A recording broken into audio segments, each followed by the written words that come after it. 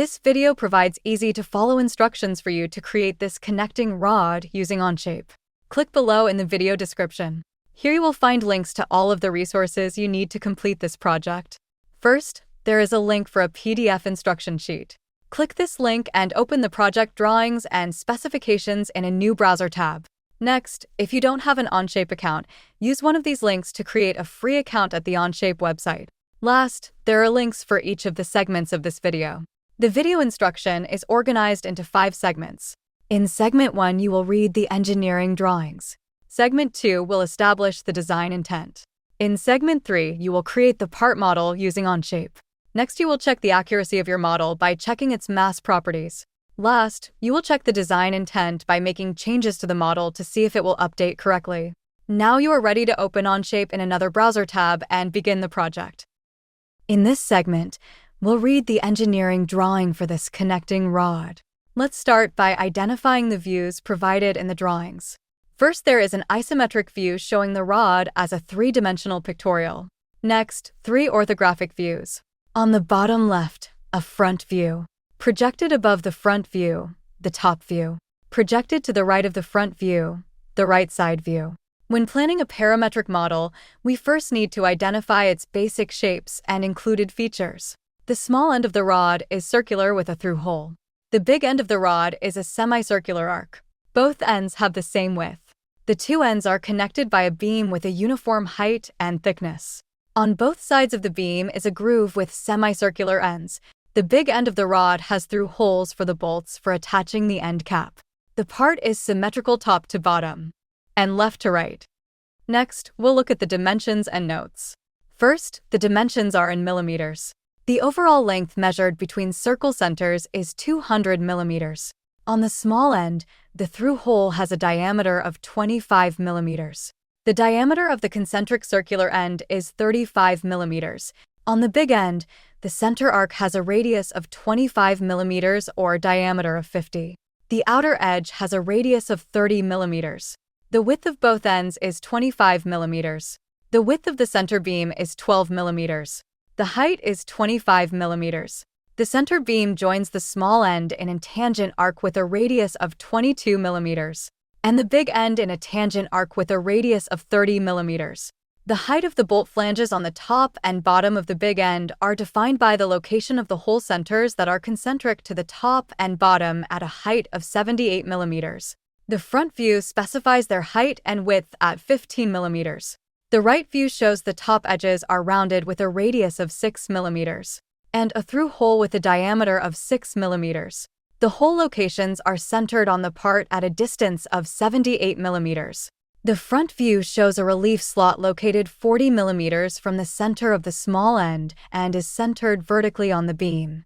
The slot is 100 millimeters long center to center. The slot ends have a radius of 7.5 millimeters, making the slot 15 millimeters high and has a depth of 3 millimeters. The top view shows the slots are symmetrical on both sides of the beam. The notes tell us the units are in millimeters. The mass is measured in grams. The material is aluminum 7075. Next, let's establish our design intent. To start, we need to identify any features that might be changed during the design process. For this connecting rod, the length of the rod, as measured between centers, may need to be revised longer or shorter. When the length of the beam is changed, the length of the slot should adjust to maintain the same distance from each end. Next, we can identify the features that should not change when the part is revised. In this case, all of the other features of the part will remain unchanged. So how should the part behave when its length is changed? The part should be able to have the length of the beam changed, and the slot should also increase in equal amount, while all of the other features should remain unchanged. Before we model the part in Onshape, let's preview the steps in the modeling process.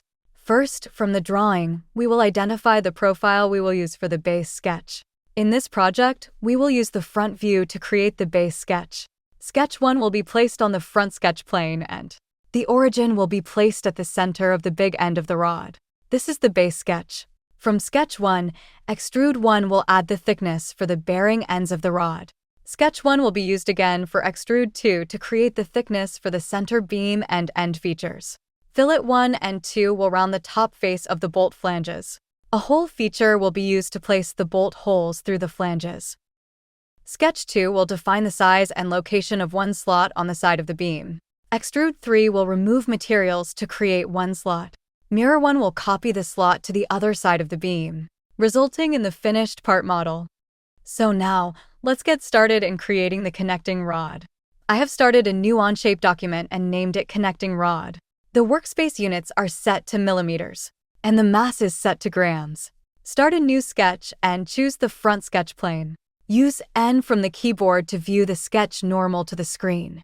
Use P on the keyboard to turn off the visibility of the sketch planes. We will start with a construction line to define the length of the rod between centers. Click on the origin to start the line and stretch it to the left, making sure that it is horizontal. Click to end the line and then use Escape on the keyboard to end the line tool. Click on the Dimension tool and click on the line. Instead of entering an amount, enter a hashtag from the keyboard. Click on Create a variable. Name this variable Length. Enter 200 millimeters for value. Use the green check to close and hit Enter to set the length. The variable should now be listed at the top of the feature list and will be applied to the features below it. Choose Center Point Circle from the toolbar. Use the end of the construction line for circle center. Set the diameter at 25 millimeters for the hole on the small end. Click Concentric to the center for the outer circle and enter 35 for the diameter. This completes the small end of the rod. For the big end, choose the center point arc from the toolbar. Click on the origin for the center and sketch a semicircle with the ends vertical to the origin. Enter 25 for the radius. Use the origin again for a second arc to the outside. Enter 30 for the radius. This looks right so far. Let's pause and look back at the drawing. Because the part is symmetric top to bottom, we only need to sketch the top half and then we can mirror it to create the bottom half.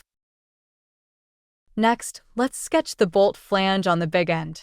The drawing shows the flange as 15 millimeters by 15 millimeters.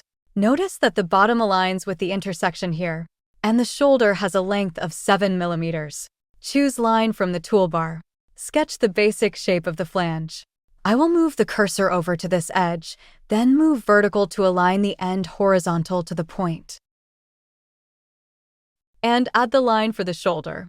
Use the Dimensions tool to add the dimensions.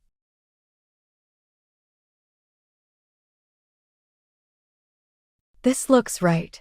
Now we can sketch a line for the top of the beam. The width of the beam is 25 millimeters. Use the Dimension tool to click on the line and then the construction line that represents the center line of the part. Drag the cursor below and click. We can now dimension the full width of the beam at 25 millimeters. The end of the line connects to the small end with a tangent arc. Choose Tangent Arc from the toolbar. Click Coincident to the end of the line and Coincident to the circle.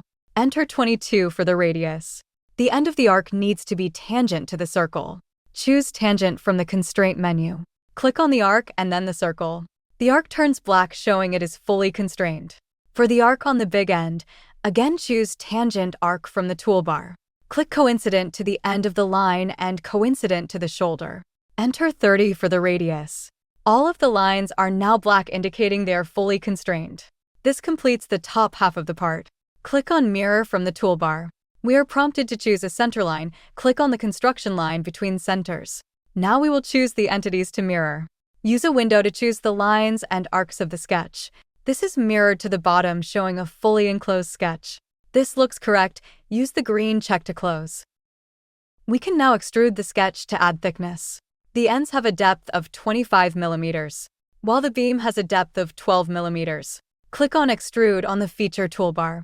From the sketch, click on the bearing ends of the part. These will be new. For depth, enter 25 millimeters. Check Symmetric to center the depth. This looks right. Use the green check to close. Notice in the parts list, this has created two parts. We can join them when extruding the beam. Choose Extrude from the feature toolbar. In the feature list, click on the eye in Sketch 1 to turn on its visibility. Click on the beam portion of the sketch. For the depth, enter 12 millimeters. Check Symmetric to center the depth. Click on Add to join the parts. Check the box, Merge with all. This looks right. There is now one part in the parts list. Use the green check to close. Next, we can round the ends of the bolt flanges and add the holes. The ends are rounded with a radius of 6 mm, forming a semicircular end. The through holes are concentric to the semicircular end with a diameter of 6 mm. We will use a fillet to round the ends. Click on Fillet in the feature toolbar. Choose Full Round as the type. For the first side, click on one side of the flange. Click on the other side for the second side. Click on the top for the faces to round. This looks right. Use the green check to accept. Repeat the process for the bottom flange.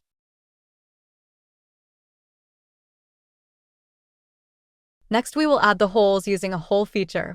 Click on Hole on the feature toolbar. This will be metric. They will be simple. They will be drilled. The drill size will be 6 mm. Start from the sketch plane. For the termination, they will be through all. For the sketch points to place holes, we will use mate connectors. We know that the semicircular ends of the flange will have a system-generated mate connector at their center point. We can use these to place the holes. Hover on the edge of the semicircular end and the center mate connector will appear. Click to select it and the hole is placed. We can now place the other hole on the bottom flange.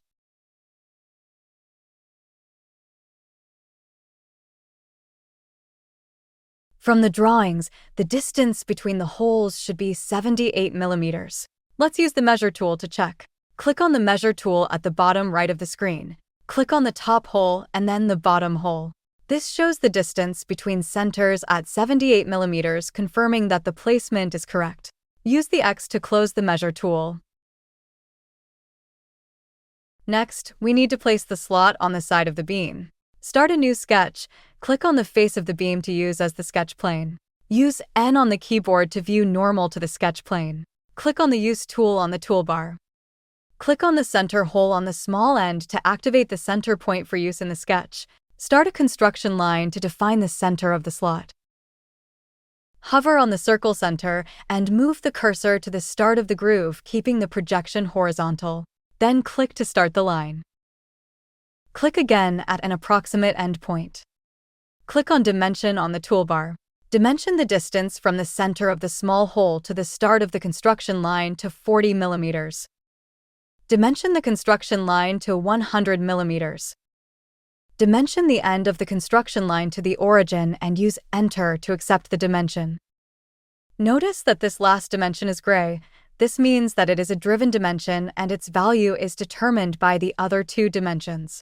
From our design intent, we want the slot to be able to change if the length of the beam changes. For this to happen, the distance from the origin to the end of the slot should be a fixed dimension.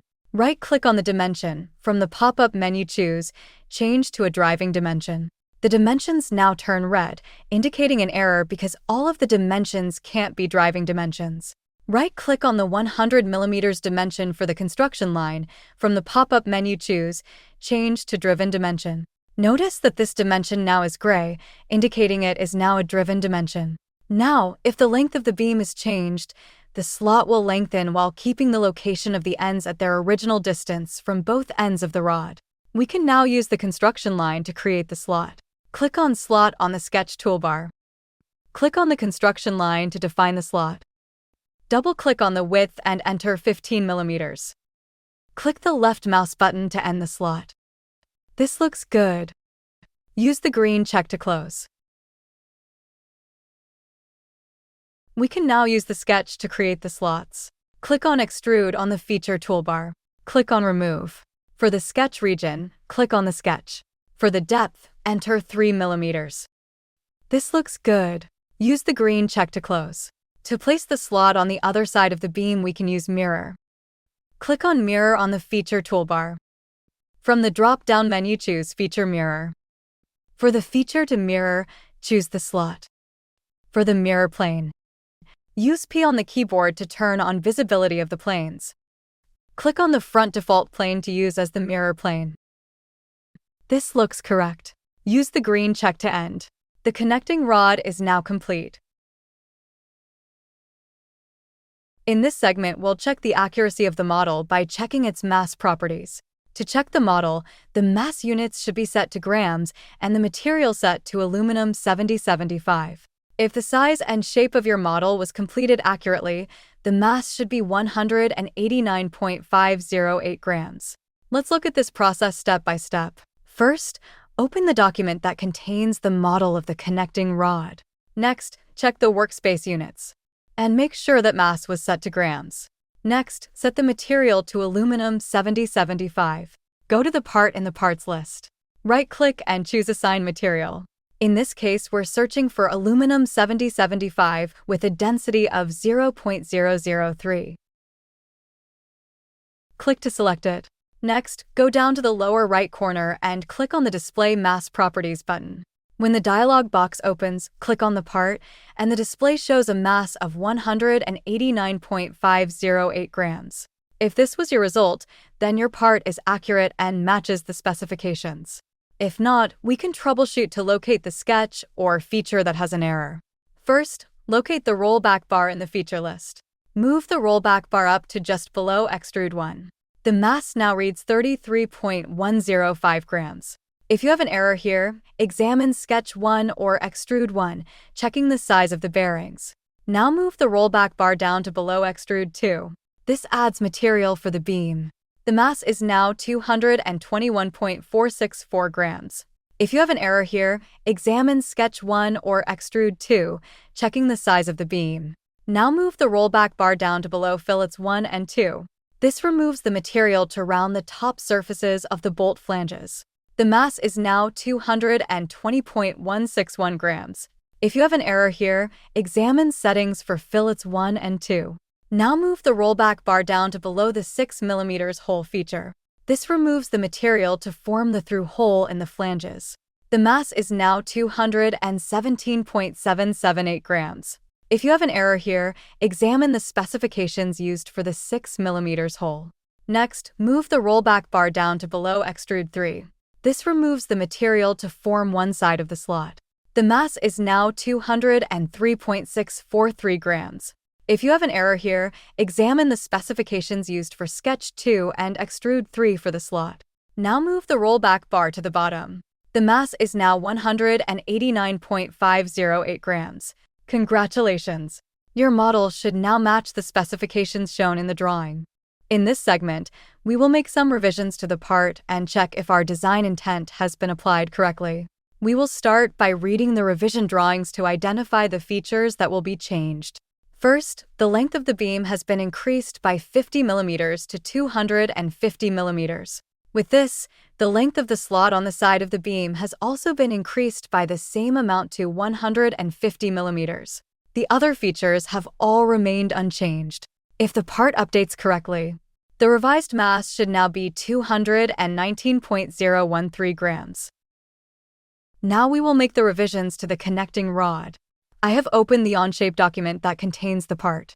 Our design intent anticipated that the distance between centers may need to be revised, so this distance was set as a variable during the modeling process. In the feature list, the variable is here at the top of the list. For editing, click on the Variable Table button on the right. Double-click on the length and change the value to 250 mm. I can see that the model updates without errors in the feature list. I can also see that the slot has increased. Let's check the length of the slot. Click on the Measure tool in the bottom right of the screen. Click on each arc at the ends of the slot. The distance between centers is measured as 150 mm, which is the correctly updated amount. Now, click on the mass properties and click on the part. The new mass is 219.013 grams. If your model has updated to this amount, congratulations, your model has revised correctly without errors. Thank you for watching. If you enjoyed this video, look for more projects at cadvideotutor.com. Also, hit the like or subscribe button. If you have a question, leave a comment.